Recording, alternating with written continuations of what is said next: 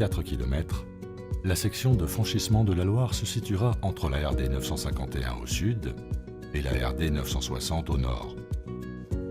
Raccordée à ces axes avec des carrefours giratoires, elle concentre de nombreux enjeux environnementaux et paysagers. La prise en compte du risque d'inondation, la traversée d'un paysage inscrit au patrimoine mondial de l'UNESCO, la présence de riches écosystèmes protégés par des zones Natura 2000. Autant de spécificités que le département a prises en compte dans son projet. La présence d'habitations au hameau de la Motte, à moins de 200 mètres de la route, conduira le département à dresser un écran acoustique pour cacher les voitures et atténuer le niveau sonore causé par le trafic routier. Il sera associé à des bosquets de noyers qui briseront la linéarité de l'ouvrage. Les habitats naturels pour la faune et la flore caractéristiques du Val-de-Loire seront préservés et renforcés entre la route et la levée, à proximité de la mare du Cloïré.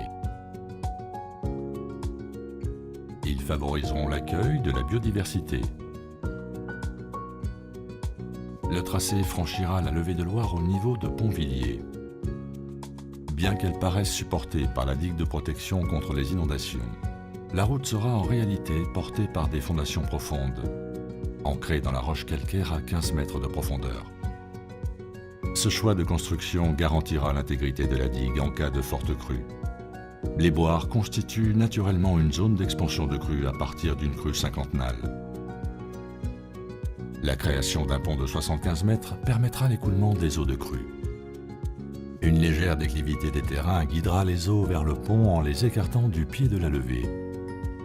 Le coin d'eau entre la route et la levée sera en partie comblé pour éviter la stagnation des eaux. Le mouvement de l'eau, le mouvement de la lumière, le mouvement du paysage à travers les saisons se transmettront au dessin de l'ensemble de l'ouvrage.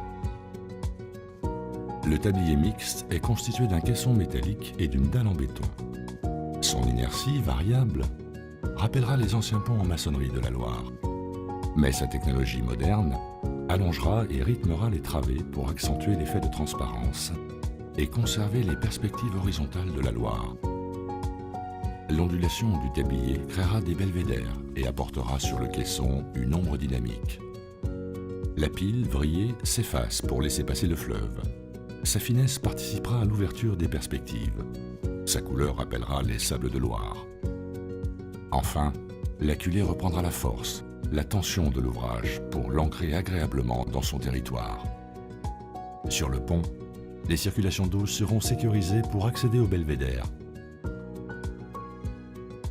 L'itinéraire de la Loire à vélo sera rétabli. Un accès au viaduc sera créé depuis la Loire à vélo. Les chemins du bord de Loire seront conservés pour permettre aux randonneurs d'apprécier l'architecture et poursuivre leur promenade.